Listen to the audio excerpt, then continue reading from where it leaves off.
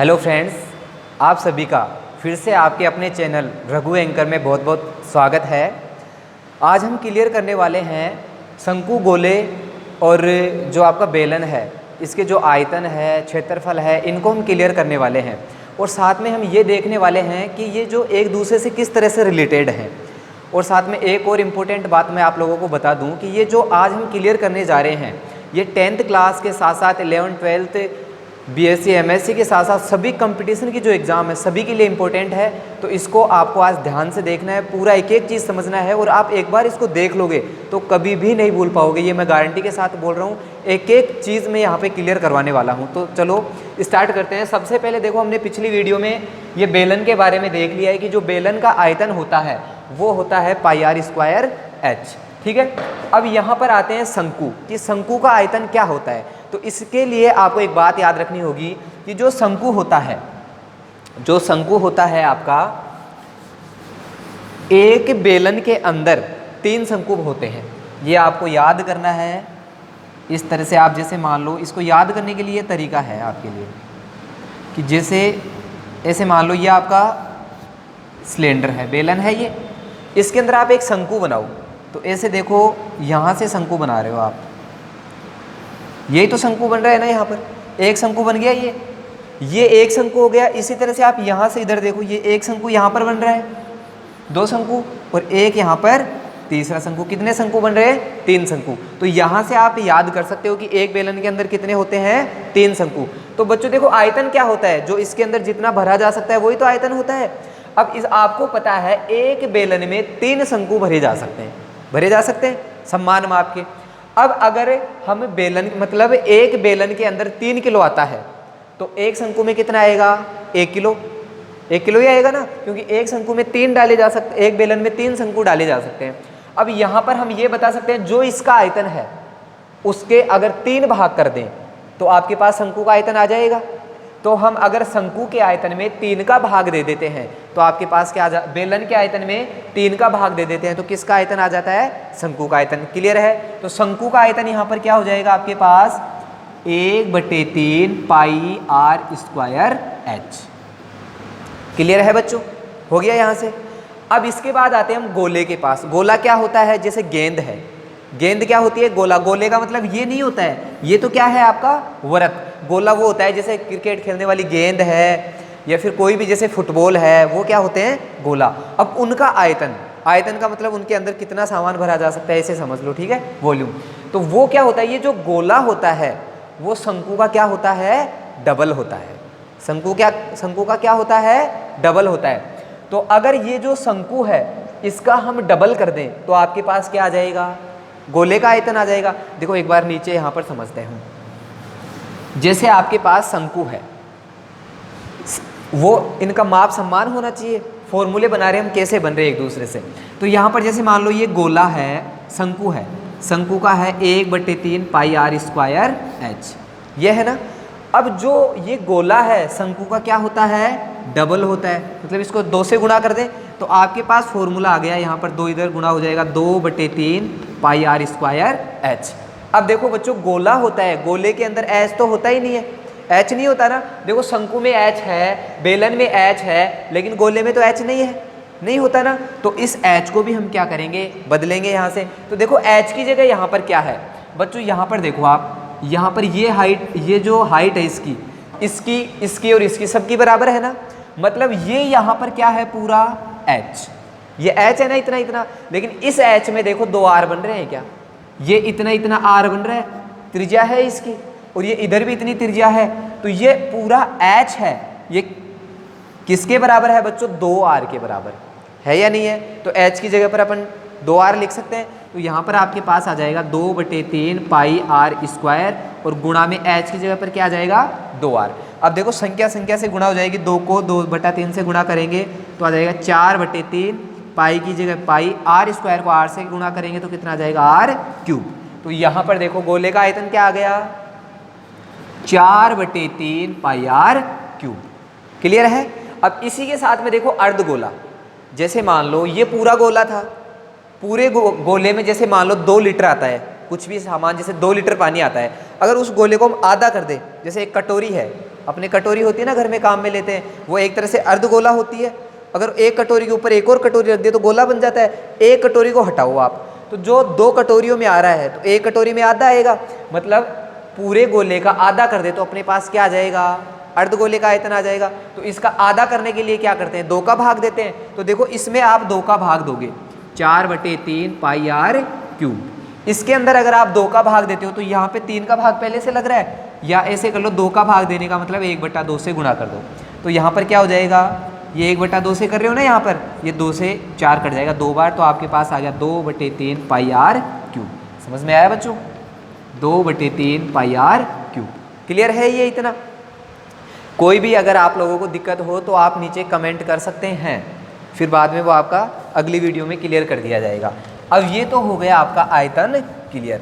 अब बात आती है आपके क्षेत्रफल की, पृष्ठीय क्षेत्रफल और वक्र पृष्ठीय क्षेत्रफल। इसको बहुत ध्यान से समझना है एक एक चीज़ को। अब देखो ये तो हमने पहले पढ़ लिया, बेलन तो पढ़ लिया पहले पिछली वीडियो में। अब हम देखते हैं सबसे पहले वक्र पृष्ठीय क्षेत्रफल। वक्र पृष्ठीय क्षेत्रफल, इसका तो आपने पहले पढ़ लिया, ये होता है आपका 2 पाई आर एच, ये होता है ना। अब देखो हम देखते हैं शंकु। देखो बच्चों शंकु को ध्यान से समझना, ये शंकु है आपके पास। शंकु का फॉर्मूला कहाँ से बनता है, देखो आप ध्यान से समझोगे तो कभी नहीं भूल पाओगे। जैसे ये है आपके पास, ये शंकु है, दिख रहा है आप सभी लोगों को, एक तरह से शंकु है, जो अपन शंकु वाली आइसक्रीम भी तो खाते हैं, कौन बोलते हैं उसको, ये लो, ये शंकु है, शंकु है बिल्कुल, सामने से वृत्त है और शंकु है। देखो इस तरह से शंकु की तरह ही तो है, ये शंकु है ना। अब इसको आप क्या करते हो, इस शंकु को आप यहाँ से खोलते हो, जैसे मैं इस शंकु को खोल देता हूँ, यहाँ पर खुल गया। अब देखो खोलने के बाद ये क्या बन गया, खोलने के बाद देखो ये क्या बन रहा है, इसी तरह से इधर आ रहा है इसके, और ये इस तरह से बन रहा है, इस तरह से बन रहा है। खोलने के बाद ये बन रहा है ना।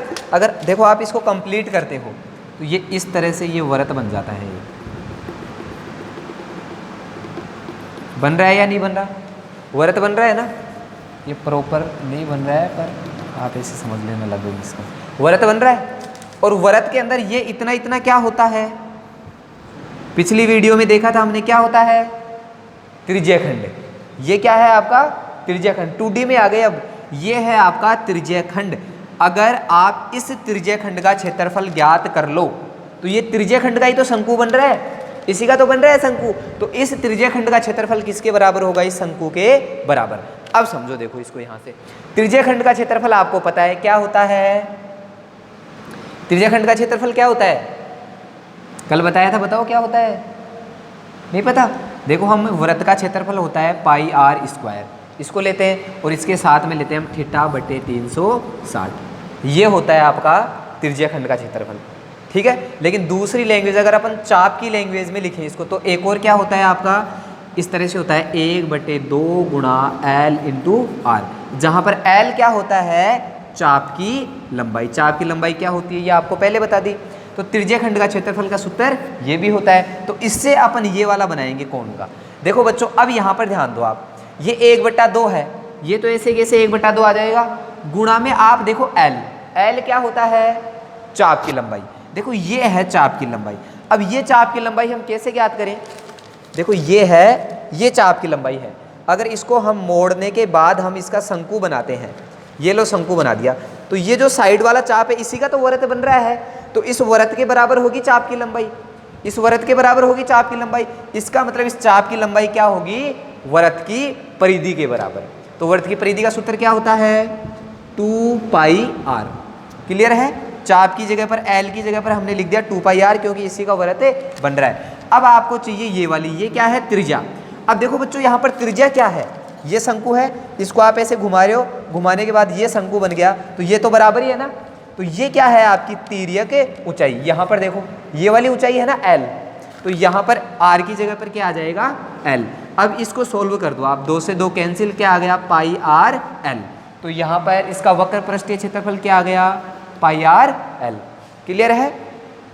अब देखो इसके अंदर आप L कहाँ से लेकर आओगे, L कहाँ से लेकर आएंगे, ये मैं आपको लास्ट में, अभी वीडियो के लास्ट में बताता हूँ। पहले हम यहाँ पर इसको क्लियर करते हैं, आगे और भी फॉर्मूले। अब देखो गोला है, गोले का जो वक्र पृष्ठीय ले लो या संपूर्ण पृष्ठीय ले लो, देखो वक्र का मतलब क्या होता है, चारों तरफ का, ऊपर का नीचे का नहीं होता। लेकिन एक गोला है, गेंद है, उसमें ऊपर नीचे क्या होगा, वो तो चारों तरफ का ही आ गया, तो इसका वक्र पृष्ठीय नहीं होता, इसका संपूर्ण पृष्ठीय क्षेत्रफल ही होता है। ठीक है, तो इसका वक्र पृष्ठीय गोले में तो होगा ही नहीं, या वक्र आ भी जाए तो आपको कौन सा लगाना है, संपूर्ण पृष्ठीय क्षेत्रफल लगाना है।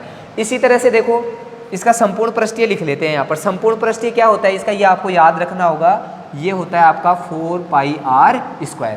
4 वर्तों के क्षेत्रफल के बराबर होता है गोले का क्षेत्रफल। ठीक है, अब यहाँ पर देखो अर्धगोला है, अर्धगोले का कैसे लोगे आप, वक्र पृष्ठीय ले रहे हैं केवल। देखो अर्धगोले का, पूरे गोले का आधा कर दो आप, जैसे एक गेंद है उसको हम बीच में से काट दें तो उसके चारों तरफ का आ जाएगा, ऊपर का नहीं आ रहा है ना, हमें केवल वक्र चाहिए, तो वक्र में तो चारों तरफ का ही आना है, तो चारों तरफ का क्या होगा, जो गोले का पूरा है उसका आधा, तो आधे के लिए इसमें 2 का भाग देते हैं, 2 का भाग देंगे तो 4 का 2 बन जाएगा, तो यहाँ पर आ जाएगा 2πr²।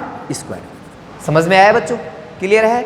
इसके बाद में देखते हैं हम संपूर्ण पृष्ठीय क्षेत्रफल। संपूर्ण पृष्ठीय क्षेत्रफल, अब देखो ये हो गया, यहाँ पर संपूर्ण पृष्ठीय क्षेत्रफल इसका तो आपको पता है क्या होता है, बेलन का संपूर्ण पृष्ठीय क्षेत्रफल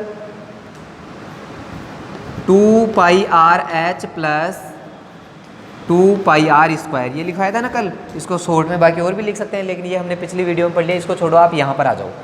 अब देखो इसका शंकु है, शंकु का अपन वक्र पृष्ठीय लेंगे, संपूर्ण पृष्ठीय लेंगे तो क्या होगा, जो वक्र है वो तो है ही, जैसे πrl ये तो है, साथ में नीचे का और जुड़ जाएगा, और जो शंकु होता है उसको आप ऐसे घुमाकर देखते हो तो नीचे क्या बनता है, वृत्त, तो वृत्त का क्षेत्रफल और जुड़ जाएगा, तो वृत्त का क्षेत्रफल क्या होता है, πr²। इसको आप कॉमन ले लो, क्या कॉमन आ रहा है, πr कॉमन आ रहा है, तो πr यहाँ पर बच गया आपके पास, l प्लस r बोल दो या r प्लस l बोल दो, एक ही बात है, तो ये हो जाएगा आपके पास πr और r प्लस l। ठीक है बच्चों, इसके बाद में आता है गोला, गोले के अंदर क्या होता है वो तो वही बता दिया मैंने, ये 4πr²।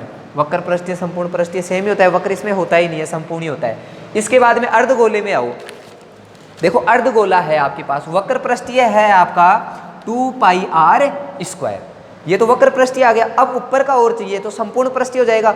अब एक कटोरी है, जैसे मान लो अर्धगोला है कटोरी, उसको आप ऐसे घुमा के देखो कैसी दिखती है, वृत्त की तरह, मतलब एक वृत्त और जुड़ जाएगा, और वृत्त का क्षेत्रफल क्या होता है, πr², तो 2πr² और πr² कितना हो गया, 3πr², तो ये यहाँ पर आपके पास हो गया 3πr²। क्लियर है ये इस तरह से हो गया। अब देखो इसके बाद में आपके पास आते हैं, इसमें कुछ फॉर्मूला और हैं, जैसे मान लो अर्धगोला है, खोखला गोला है, वो भी मैं आप लोगों को लिखवा देता हूँ ताकि वो भी आपके क्लियर रहे। वैसे ज़्यादा क्वेश्चन इनमें से ही आते हैं, इनका आप लोग ऐसे स्क्रीनशॉट भी ले सकते हो याद रखने के लिए।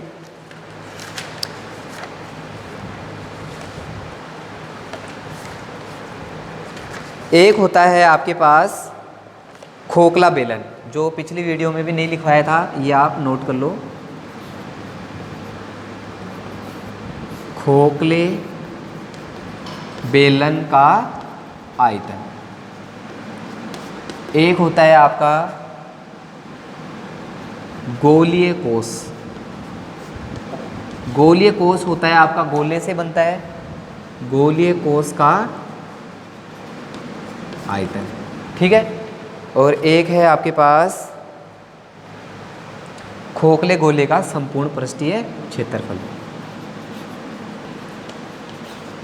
खोखले गोले का संपूर्ण पृष्ठीय क्षेत्रफल। खोखले बेलन का आयतन होता है πr1 का स्क्वायर माइनस r2 का स्क्वायर h। ये उसी से बनता है जो अपन ने पढ़ा था भाई, दो खोखला बेलन होगा तो उसमें दो बेलन बन जाएंगे, एक बेलन जैसे ये बेलन है और इसके अंदर एक और बेलन बन जाएगा इस तरह से। तो बड़े वाले बेलन में से छोटे वाला बेलन माइनस कर देते हैं, ये पाई और h कॉमन आ जाते हैं, तो ये आपका बच जाता है, उसी से बनता है ये फॉर्मूला भी। फिर आता है आपके पास एक गोलीय कोष का आयतन, तो ये हो जाएगा आपके पास, ये भी उसी तरह से बन जाएगा 4/3 पाई, तो हो जाएगा आपके पास कॉमन ये r1 का क्यूब माइनस r2 का क्यूब। मतलब खोखला गोले का मतलब ये गोला है, और इसके अंदर एक और गोला है, अब इसके यहाँ पर कितना भरा जा सकता है, ठीक है, तो वो देखना होता है। तो इस बड़े वाले में से छोटे वाला घटाते हैं, 4/3 पाई कॉमन आ जाता है और ये आपका बच जाता है। इसी तरह खोखले गोले का संपूर्ण पृष्ठीय क्षेत्रफल देखते हैं, तो ये हो जाता है आपका 4 पाई r1 का स्क्वायर माइनस r2 का स्क्वायर। देखो गोले का क्या है 4 पाई r स्क्वायर, तो खोखले का क्या हो जाएगा, बड़े वाले में से छोटे वाला माइनस कर देते हैं तो ये कॉमन आ जाता है। अब ये आपके इनका स्क्रीनशॉट ले सकते हो और ये आप लोगों के लिए बहुत ही ज़्यादा इम्पोर्टेंट है। अब इस बात का ध्यान रखना कि वीडियो को पूरा देखना है ध्यान से आपको, और एक एक चीज़ को ध्यान से समझना है, और वीडियो को लाइक करना है और ज़्यादा से ज़्यादा शेयर करें ताकि बाकी और लोगों को भी फ़ायदा मिल सके, और चैनल को सब्सक्राइब ज़रूर करें। धन्यवाद।